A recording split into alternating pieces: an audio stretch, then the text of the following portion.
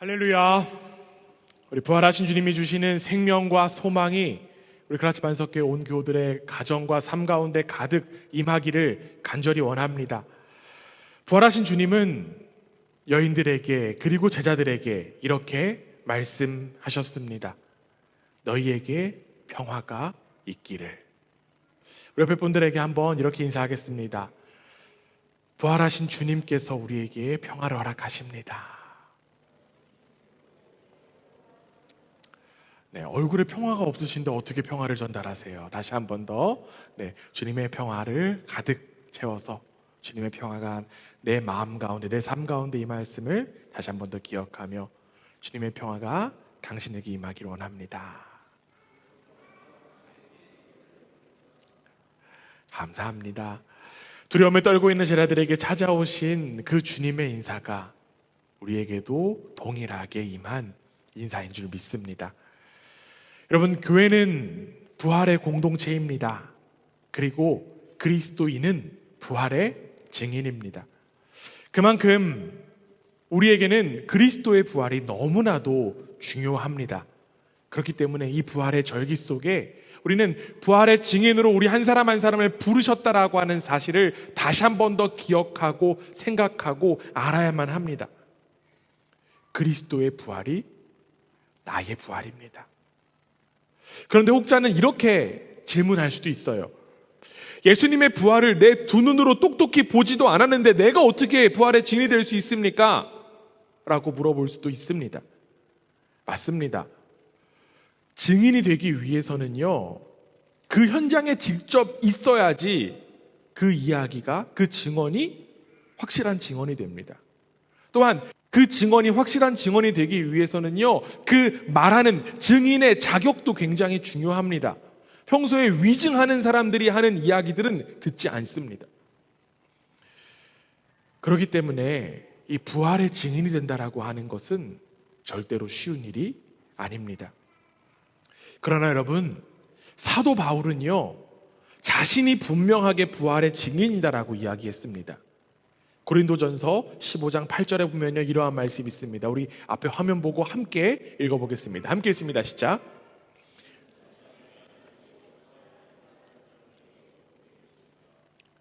맨 나중에 만삭되지 못한 자, 만삭되지 못하여 난 자, 누구를 가리킵니까? 그렇죠, 바울 자신을 가리키고 있어요. 이 고린도전서 15장에는요, 베드로를 비롯한 수많은 제자들이 예수님의 부활의 증인이다, 그리고 자신도 부활의 증인이다 라고 이야기하고 있습니다.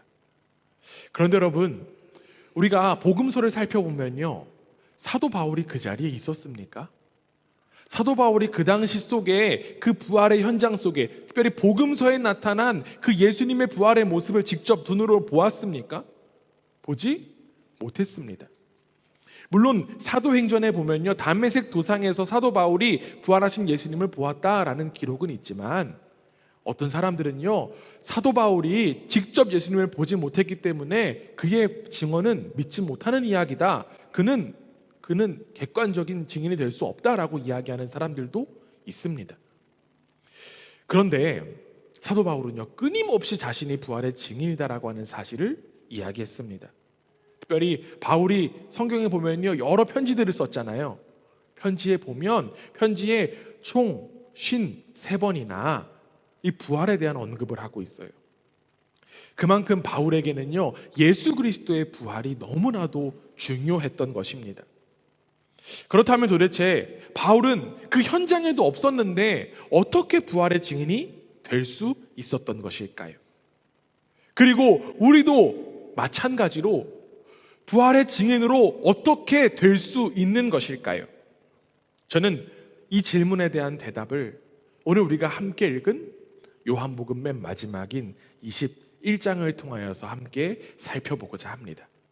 특별히 오늘 말씀을 통하여서 우리 한 사람 한 사람이 부활의 증인으로 부름받았다라고 하는 사실을 깨닫고 부활의 증인으로 온전히 살아가게 되기를 간절히 원합니다. 오늘 되게 흥미로운 구절이 오늘 읽은 말씀 가운데 나와요. 저는 이 구절을 보면서 너무나도 재미있었습니다. 뭐가 재밌었냐면요, 오늘 우리가 읽은 본문 요한복음 21장 14절 맨 마지막 절에 보면요, 이렇게 되어 있습니다. 네, 함께 한번 읽어보겠습니다. 함께 읽습니다. 시작. 이것은 예수께서 죽은 자 가운데서 살아나신 후에 세 번째로 제자들에게 나타나신 것이라. 지금 요한복음을 쓴 저자 요한은요, 부활하신 예수님이 제자들에게 몇 번째 나타나셨다라고 지금 이야기하고 있습니까? 몇 번째요? 세 번째라고 이야기합니다.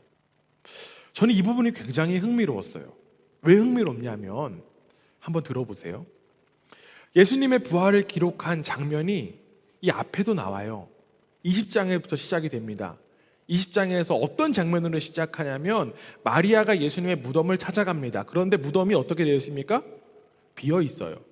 그러자 그 사실을 알고 제자들에게, 특별히 베드로에게 이야기했습니다. 그 이야기를 들은 베드로 그리고 사랑하는 제자 요한은 그 빈 무덤을 보기 위해서 열심히 달려갔습니다. 누가 더 빨리 가나 할 정도로 열심히 달려갔어요. 무덤 안에 어떠한 모습이 있었습니까? 예수님의 머리를 두른 수건과 그 세마포 옷이 고스란히 그대로 있었습니다. 예수님의 자리는 그대로, 예수님은 계시지 않았습니다. 그 이후에 이제 보면요, 20장 19절 이하에 보면 예수님께서, 부활하신 예수님께서 제자들에게 직접 나타나시는 장면이 나와요. 심지어는 예수님께서 손과 옆구리를 보여주시면서 자신이 실제로 핍박을 받았고 죽음을 당한 예수다라고 하는 사실을 가르쳐 주셨습니다. 그런데 그 자리에 누가 없죠? 여러분, 그 자리에 누가 없습니까? 도마가 없습니다. 도마 어떤 사람입니까? 도마 하면 항상 수식어가 붙어요? 그렇죠. 의심 많은 도마. 아마 작년에 우리가 부활절에 말씀 나눴던 거 혹시 기억나시는 분도 계실지 모르겠습니다. 제가 도마의 MBTI가 아마 이거 같아요 라고 이야기했던 것 같은데 기억나시나요? 제가 아마 짐작하기로는 S가 있을 것 같아요. 그렇죠? S가 무슨 형입니까?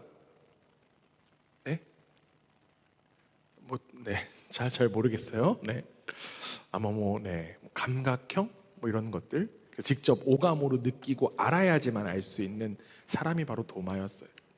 도마는요, 자신이 손가락으로 예수님의 그 손과 옆구리를 만져보아야 부활하신 예수님을 믿겠다라고 이야기했습니다. 그 이후에 예수님께서 부활하신 이후에 8일째 되는 날, 예수님은 다시 한 번 더 제자들 앞에 나타나셨어요. 그리고 그 자리에는 마침 누가 있었을까요? 도마가 있었어요. 예수님은 도마에게 이렇게 말씀하셨습니다. 요한복음 20장 27절이에요. 함께 읽습니다. 시작. 도마에게 이르시되 내 손가락을 이리 내밀어 내 손을 보고 내 손을 내밀어 내 옆구리에 넣어보라. 그리하여 믿음 없는 자가 되지 말고 믿는 자가 되라. 아멘. 다시 나타나신 그 부활하신 예수님은요, 도마에게 손과 옆구리를 내보이고는 만져보라 라고 말씀하셨습니다. 도마는요, 자신의 감각을 통하여서 부활하신 예수님을 경험했습니다. 지금 보면 부활하신 예수님을 제자들이 몇 번 만났습니까? 2번 만났어요. 그렇죠? 한 번은 도마가 없을 때, 한 번은 도마가 있고 만났습니다. 그리고 오늘 우리가 함께 읽은 본문의 몇 번째 만남입니까? 3번째 만남입니다. 3번째로 만났다라고 하는 이 이야기가 저는 너무나도 흥미로운데 왜 흥미롭냐면요, 제자들이 이미 2번이나 예수님을, 그 부활하신 예수님을 직접 눈으로 봤음에도 불구하고 3번째 만남에서도 예수님을 제대로 인식하지 못하고 있기 때문입니다. 오늘 우리가 함께 읽은 말씀 21장 4절에 한번 볼게요. 이렇게 되어 있습니다. 함께 읽습니다. 시작. 예수께서 바닷가에 서셨으나 제자들이 예수이신 줄을 알지 못하는지라. 제자들이 예수이신 줄을 알지 못했다라고 지금 기록하고 있습니다. 제자들 앞에 부활하신 예수님께서 나타나셨지만 제자들은 예수님을 알아보지 못했어요. 혹자는 이렇게 질문할 수도 있을 것 같아요. 앞선 두 번의 만남에서 있었던 제자들이 혹시 없었던 거 아닌가요? 다른 제자들이 또 있어서 처음 봐서 그런 거 아닐까요? 라고 이야기할 수도 있을 것 같습니다. 그런데 여러분, 아니에요. 오늘 본문 2절에 한번 보면요, 이렇게 되어 있어요. 예수님을 알아차리지 못한 제자들의 이름이 나와요. 누구누구입니까? 여러분 한번 여러분의 성경 한번 보시기 바랍니다. 누가 나옵니까? 베드로가 나와요. 그리고요, 도마도 나옵니다. 그리고 그쵸, 세베대의 아들들 야고보와 요한이 있고요. 이름을 알지 못하는 제자 2명이 있습니다. 총 몇 명이 있습니까? 몇 명이 있나요? 숫자 잘 이렇게 안 되시는 거 아니죠? 네, 한번 세볼까요? 베드로 있었고, 도마 있었고, 그 다음에 뭐 등등등, 아주 중요하지 않아요. 총 7명이 있었다라고 합니다. 그런데 이들은요, 이미 부활하신 예수님을 목격했던 사람들이에요. 이미 2번이나 부활하신 예수님을 보았던 사람들입니다. 심지어는요, 도마 어떻습니까? 예수님의 그 상처를 만졌습니다. 그런데도 불구하고 지금 성경은 뭐라고 이야기하고 있습니까? 예수님을 알아보지 못했대요. 이미 그들은 2번이나 예수님을, 부활하신 예수님을 바라보고 만났지만 여전히 예수님을 알아보지 못하고 있습니다. 여러분, 이해할 수 있습니까? 저는 도무지 이해할 수가 없어요. 이미 예수님을 봤는데, 심지어는 그 상처를 만졌는데 왜 예수님을 알아보지 못하는 것일까? 그들은 도대체 무슨 이유가 있어서 예수님을 알아차리지 못했을까요? 제자들의 상황을 우리가 조금 더 이해하기 위해서 이 상황 속으로 조금 더 들어가 보도록 하겠습니다. 지금 제자들이 무엇을 하고 있습니까? 특별히 베드로를 비롯한 제자들이 무엇을 하고 있습니까? 그리고 어디에 있습니까? 오늘 성경은요, 이들이 디베랴 호숫가에 있다라고 지금 이야기하고 있습니다. 호숫가에서 그들은 수영을 하고 있는 게 아니었어요. 피크닉을 즐기고 있는 게 아니었어요. 뭘 하고 있습니까? 지금 물고기를 잡고 있습니다. 오늘 본문 3절에 이렇게 되어 있어요. 함께 읽습니다. 시작. 그들이 우리도 함께 가겠다 하고 나가서 배에 올랐으나 그날 밤에 아무것도 잡지 못하였더니, 이미 부활하신 예수님을 2번이나 만난 베드로였지만, 베드로는요, 지금 뭐 하러 갑니까? 뭐 하러 가요? 그렇죠, 낚시하러 가요. 고기 잡으러 갑니다. 여러분, 베드로의 원래 직업이 무엇이었습니까? 그렇죠, 베드로의 원래 직업은 어부였습니다. 베드로는 지금 다시 원래의 직업으로 되돌아갔어요. 부활하신 예수님을 만났음에도 불구하고 베드로는 다시 자신의 본업으로 되돌아갔습니다. 이것은 무엇을 의미할까요? 예수님의 그 죽음과 부활, 특별히 예수님의 부활이 자신의 인생에 크게 영향을 미치지 못한 것입니다. 부활하신 예수님을 눈으로 보고 알았지만 자신의 인생에게는 전혀 의미가 없는 일이었어요. 그래서 그에게 익숙했던 그 과거 업으로 돌아간 것입니다. 베드로의 입장에서 보면요, 자신의 과거, 자신의 그 행적에 깊이 빠져 있었던 것만 같습니다. 베드로가 어떤 일이 있었습니까? 베드로에게 어떤 일이 있었습니까? 예수님께서 잡혀가시던 그 밤, 그리고 처형당하던 그때를 생각하면 베드로는 참 쉽지 않은 나날을 지냈을 것 같습니다. 베드로는 예수님의 수제자로서 나는 예수님을 절대로 버리지 않겠습니다라고 예수님께 약속하고 고백했는데도 불구하고 베드로는 3번씩이나 예수님을 부인했습니다. 자신이 원래의 삶으로 돌아갔던 것도 큰 환멸이었고, 또한 자신이 따르던 예수님이 메시아가 아니라는 사실도 자신에게는 큰 상처였을지는 모르지만 자신이 고백했던 것을 지키지 못하고 부인했던 자신을 보며 너무나도 큰 환멸을 경험했을 것입니다. 결국 예수님을 은 30냥에 팔아버린 누구요? 가룟 유다와 자신이 똑같다라고 여겼을지도 모릅니다. 결국 베드로는 이 과거의 자신의 잘못에 깊이 빠져서 헤어나올 수 없는 삶을 살아간 것입니다. 물론 예수님을 두 눈으로 똑똑히 목격했어요. 예수님의 부활을 경험했지만 예수님께서 부활하셨다라고 해서 자신의 그 잘못했던 과오와 잘못들이 사라지는 것이 아니라고 여겼던 것입니다. 베드로는 예수님께서 부활하셨다는 소식을 듣고 그 누구보다 빨리 빈무덤으로 달려가서 사실을 확인했지만 부활의 기쁨, 부활의 증인이 될 수는 없었던 것입니다. 결국 그는 부활을 함께 경험하지 못한 채 여전히 죽음의 인생을 살아가고 있던 거예요. 그래서 예수님을 만나기 이전의 삶으로 되돌아갔던 것입니다.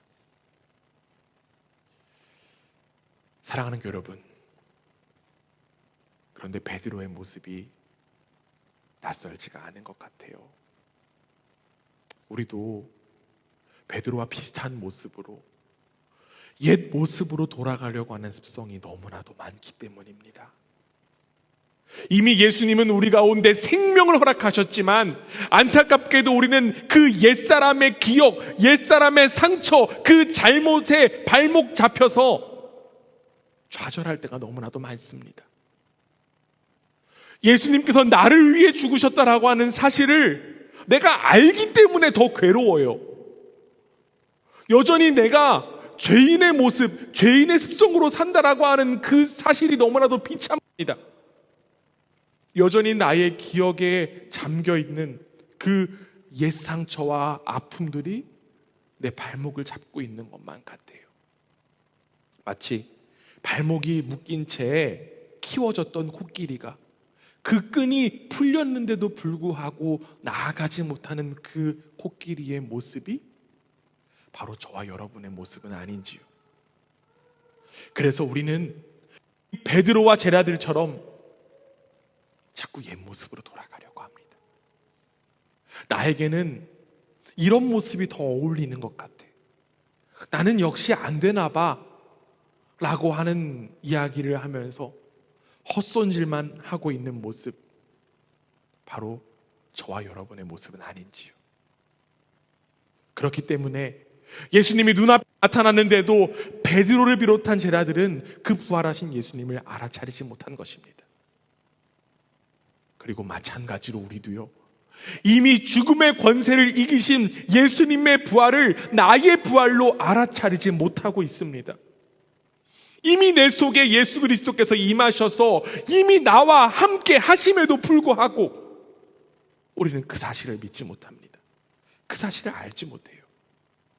결국 이 베드로는요, 이 과거에 대한 자신의 그 죄책감, 자신의 그 잘못을 억누르는 그 마음들로 인하여서 부활하신 예수님을 알아차리지 못했던 것입니다.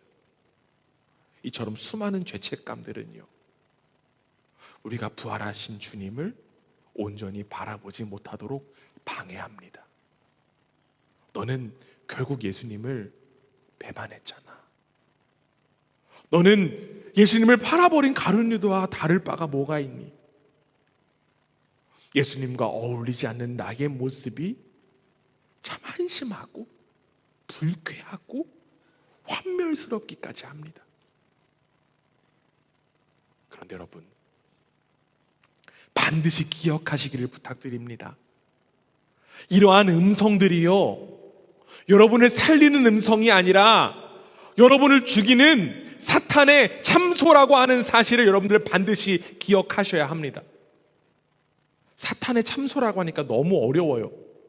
사탄의 고소입니다. 사탄은 여러분을 향해서 고소하고 있습니다. 우리 말씀 한 구절 찾아보면요, 요한계시록 12장 9절에 이렇게 되어 있습니다. 앞에 화면 보고 함께 읽습니다. 시작.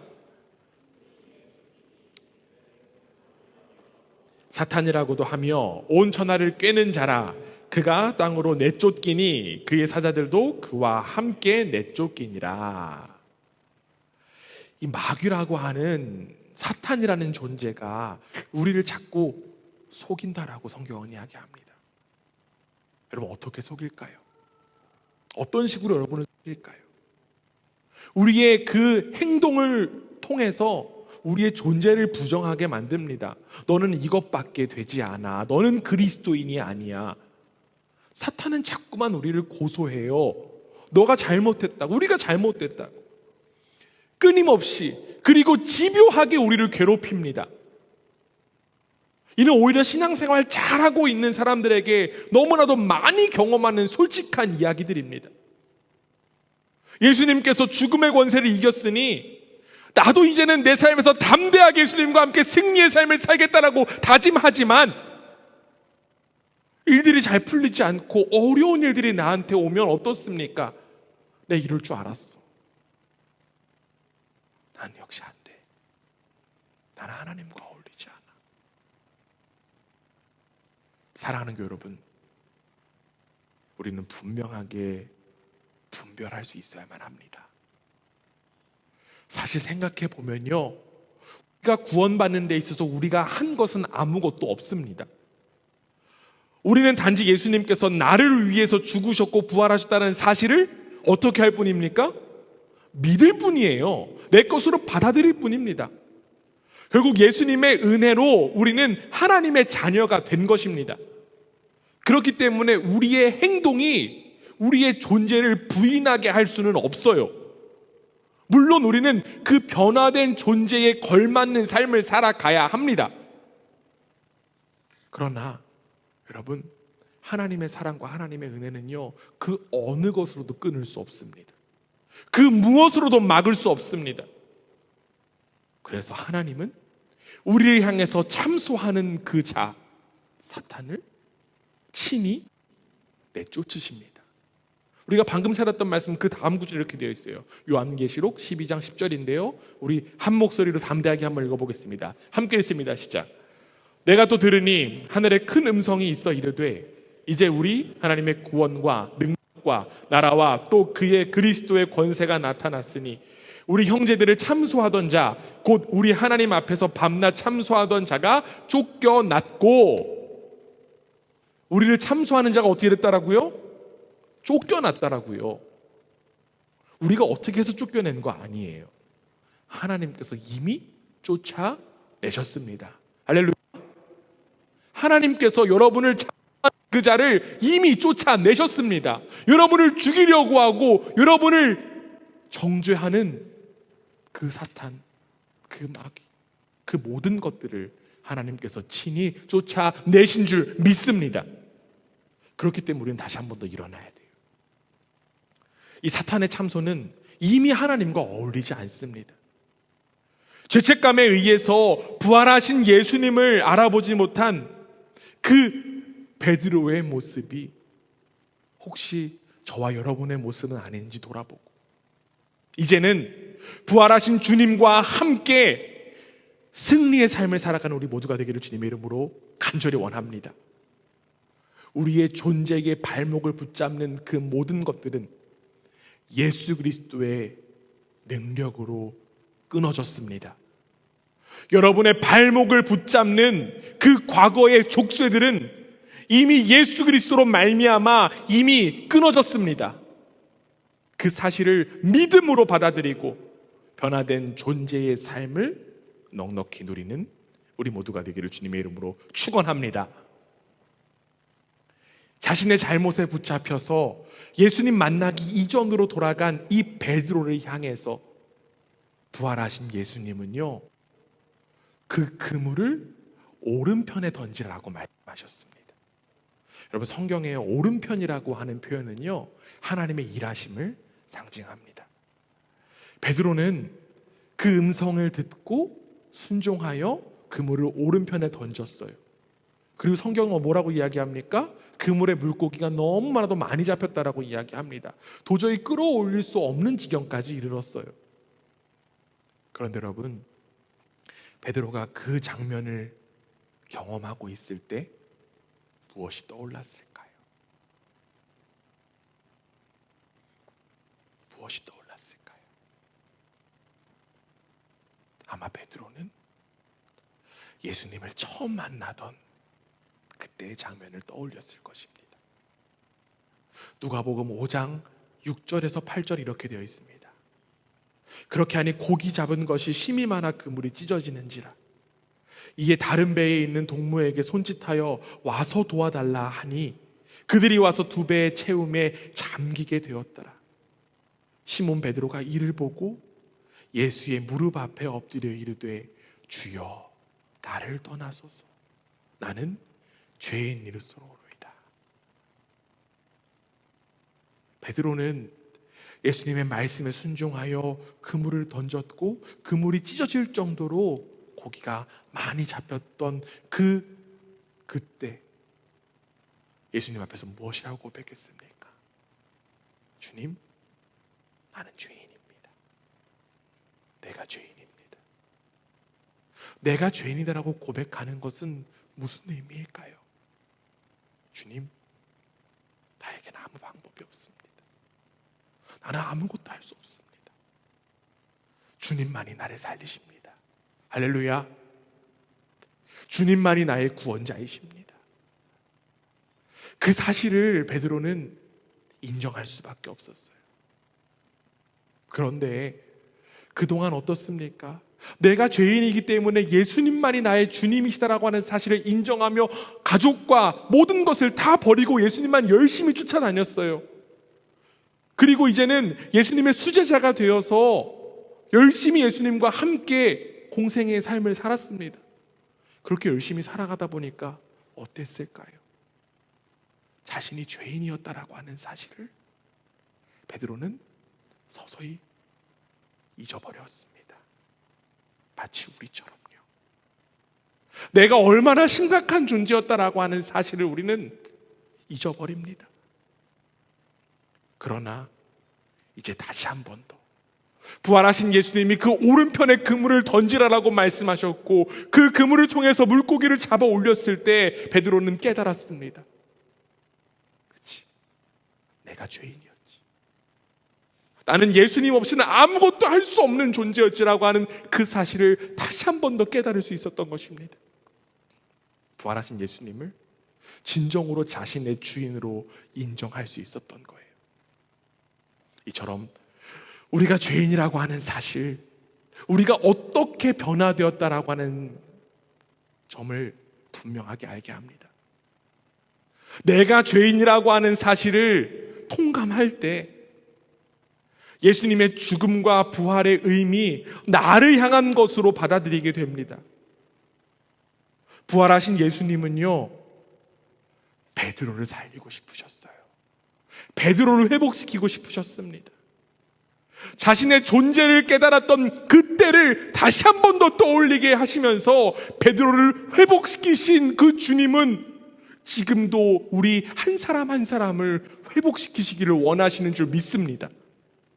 내가 잘나서 택하신 것이 아니라, 내가 능력이 뛰어나서 나를 구원하신 것이 아니라, 내가 죄인이기 때문에 나를 구원하신 그 예수 그리스도의 은혜를 주님은 깨닫게 하십니다. 마틴 루터는 이렇게 이야기해요. 언제나 의인이면서 동시에 죄인이다. 우리는 이미 구원받았고 이미 의롭게 됐고 이미 하나님과 화목했습니다. 그러나 동시에 우리는 죄인입니다. 결국 우리가 죄인이기 때문에 내가 무엇을 해서 구원받은 것이 아니라 예수 그리스도께서 우리를 의롭게 해주신 거예요. 나는 죄인이라고 하는 사실에서만 머무는 것이 아니라 이제 나는 예수 그리스도 때문에, 예수 그리스도 덕분에 나는 의인이 된 거예요. 우리는 그 사실을 기억해야만 합니다. 그리고 우리가 그 고백을 할 수 있도록, 그 사실을 깨닫도록 주님의 사랑은 계속되고 있습니다. 베드로를 비롯한 제자들은 부활하신 예수님을 보고 육지로 올라왔어요. 그런데 예수님은 이 제자들을 위해서 무언가를 준비하고 계셨습니다. 예수님은 이 제자들을 맞으셨어요. 어떻게 준비하고 계셨습니까? 오늘 본문 9절에 이렇게 되어 있습니다. 우리 함께 읽습니다. 시작.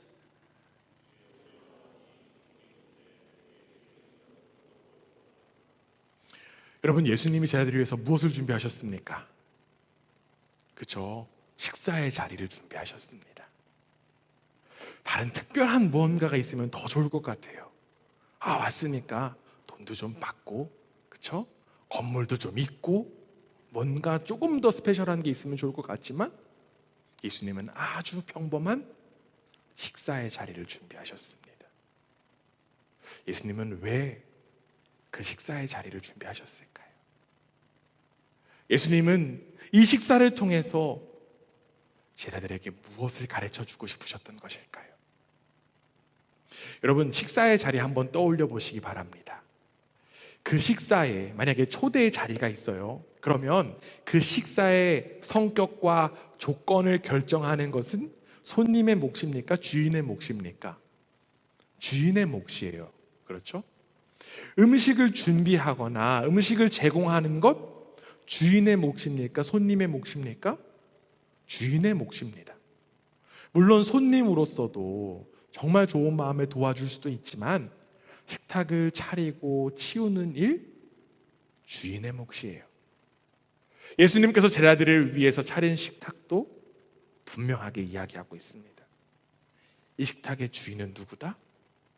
예수님이시다. 예수님께서 친히 차리신 식탁이라고 하는 거예요. 여러분, 식탁에서 주인이 독재자처럼 행동합니까? 제가 오늘 대호 형제를 초대했어요. 대호 형제에게 밥을 3그릇을 갖다 두고 다 드세요라고 이야기하면 안 되겠죠. 네. 아무리 주인이라고 해도 손님의 음식 내가 함부로 먹을 수 없어요. 주인이 함부로 먹을 수도 없고요, 함부로 먹여줄 수도 없습니다. 식탁의 주인은 오직 준비만 하고 초대할 뿐이에요. 부활하신 예수님도요, 제자들에게 이 사실, 식탁을 제공하시면서 이 사실을 분명하게 가르쳐 주고 싶으셨던 것입니다. 식사의 주인이신, 그 식탁의 주인이신 예수님이시기 때문에 메뉴를 예수님께서 정하셨어요. 메뉴가 무엇입니까? 그렇죠. 생선과 떡이에요. 이제 제자들은 어떻게 하면 될까요? 생선과 떡을 먹으면 됩니다. 이제 먹는 것은 누구의 손에 달렸습니까? 제자들의 손에 달렸어요. 예수님이 입 벌려라, 생선 들어간다 이렇게 하지 않으셨어요. 밥 먹자라고 초대만 하셨습니다. 결국 중요한 것은요, 준비한 것은 예수님이시지만 제자들이 그것을 먹어야 된다는 사실이 여기 있다는 것이죠. 주님은 제자들에게 억지로 먹게 하지 않으셨습니다. 단지 밥 먹자, 조반을 먹으라. 이것이 바로 주님의 사랑인 줄 믿습니다. 주님은 부활을 믿으라고 강요하지 않으십니다. 주님은 자신의 사랑을 알아달라고 집착하지도 않으세요. 단지 그 사랑을 보여주시고 나타내시고 알려주실 뿐입니다. 또한 이 식탁의 자리는 그 예수님과의 마지막 식사를 떠올리기에 충분한 자리였을 것입니다. 최후의 만찬의 자리에서 자신을 위하여 주신 그 예수님의 피와 살을 먹는 그 사랑의 식탁을 제자들은 다시 한 번 더 떠올렸을 거예요. 자신들이 배신하고 배반하고 도망갈 것을 이미 너무나도 잘 아셨음에도 불구하고 끝까지 베푸셨던 그 주님의 사랑의 손길을 그들은 떠올렸을 것입니다. 심지어 이 부활하신 예수님께서 준비하셨던 그 식탁에 무엇이 있는지 아십니까? 그 식탁에요, 숯불이 있다라고 지금 성경은 기록하고 있습니다. 숯불. 이 숯불이라고 하는 단어의 헬라어 원어는요, 안드라키아라고 하는 단어인데요, 이 안드라키아라고 하는 단어가 나온 다른 구절이 있어요. 어딜까요? 이 숯불이 나온 구절이 어디일까요? 이 단어가 요한복음에 한 번 더 나왔어요. 우리 말씀 한번 찾아볼게요. 요한복음 18장 18절입니다. 함께 읽습니다. 시작. 그때가 추운 고로 종과 아랫사람들이 불을 피우고 서서 쬐니 베드로도 함께 서서 쬐더라. 언제 나옵니까? 바로 베드로가 자신은 예수님의 제자가 아니라고 부인했던 그때 그 불이 바로 지금 우리가 예수님의 그 십자가에 있던 불과 동일한 불이라고 하는 것입니다. 이 모든 것이 우연일까요? 절대 우연이 아닐 것입니다. 예수님은 베드로를 회복시키시기 위해서, 그리고 제자들을 회복시키시기 위해서 세심하게 일하셨던 것입니다. 괜찮아, 밥 먹자. 괜찮아, 나 다 알고 있어. 괜찮아, 난 널 그래도 사랑해. 여전히 과거에 붙잡혀 사는 우리를 향해서 예수님은 이렇게 말씀하십니다. 괜찮아, 밥 먹자. 내가 너를 회복시켜 줄게. 내가 너를 사랑한다. 너는 단지 그 사랑을 받기만 하면 돼. 결국 부활하신 예수님은 끊임없는 사랑을 통해서 자신의 사랑을, 자신의 부활을 나타내셨습니다. 부활은 결국 눈으로 바라보고 증인이 되는 것이 아닙니다. 눈으로 바라보고 증명되는 것이 아닙니다. 부활하신 예수님을 이미 눈으로 3번이나 봤지만 제자들은 예수님의 그 부활하신 존재를 받아들이지 못했어요. 심지어는 손으로도 만졌지만 그들은 예수님의 그 부활을 진정으로 믿지 못했습니다. 그러나 예수님은 이러한 제자들을 향해서도 질책하지 않으셨습니다. 야, 내가 너희들 앞에 3번이나 나타났는데 어쩜 그럴 수 있어? 어쩜 나를 이렇게 못 알아볼 수 있어? 이렇게 질책하지 않으시고 끝까지 사랑을 통하여서 부활을 보여주시고 증명하신 예수님, 지금도 우리 한 사람 한 사람을 향해서 초대하시는 줄 믿습니다. 괜찮아, 밥 먹자. 사랑하는 교회 여러분, 부활은 결국 사랑입니다. 부활은 결국 사랑이에요. 부활은 나를 향한 예수님의 그 사랑을 믿을 때 나의 것이 될 수 있습니다. 앞서 이야기한 사도 바울도 예수님의 부활을 자신을 향한 사랑으로 받아들였기 때문에 부활의 증인이 될 수 있었던 것입니다. 초대교회 교우들도 마찬가지였고요, 자신의 생명을 다한 제자들도 마찬가지였습니다. 결국 우리를 향한 주님의 사랑을 내가 직접 경험할 때 우리는 부활을 믿을 수 있습니다. 주님은 지금도 여러분을 초청하십니다. 강제로 이끌지 않으세요. 부활의 믿음을 강요하지도 않으세요. 우리가 주님의 그 사랑을 스스로 깨닫도록 끊임없이 기다리시고 초대하실 뿐입니다. 이제 우리는 그 초대에 응하기만 하면 됩니다. 밥을 먹기만 하면 돼요. 예수님과 함께한 그 사랑의 식탁이 우리에게도 허락되었음을 바라보고 예수님과 함께 그 사랑의 식탁에서 교제를 나눌 때 우리의 삶에 진정한 변화가 일어날 줄 믿습니다. 내 안에 계신 예수 그리스도로 살아가는 삶이 바로 그 사랑의 식탁에서 일어날 줄 믿습니다. 지금도 매일 우리를 향해서 초청하시는 그 예수님의 식탁에서 나를 향한 사랑을 깨닫고 나를 향한 예수님을 나를 향한 그 부활을 마음속에 간직하며 그 사랑을 경험하고 인정하고 찬양하는 복된 우리 모두가 되기를 주님의 이름으로 간절히 원합니다. 더 나아가 예수님의 초청을 받은 우리도 예수님처럼 사랑의 식탁으로 옆에 있는 이들을 함께 초청하고 초대하고 기다리는 우리 모두가 되기를 주님의 이름으로 축원합니다.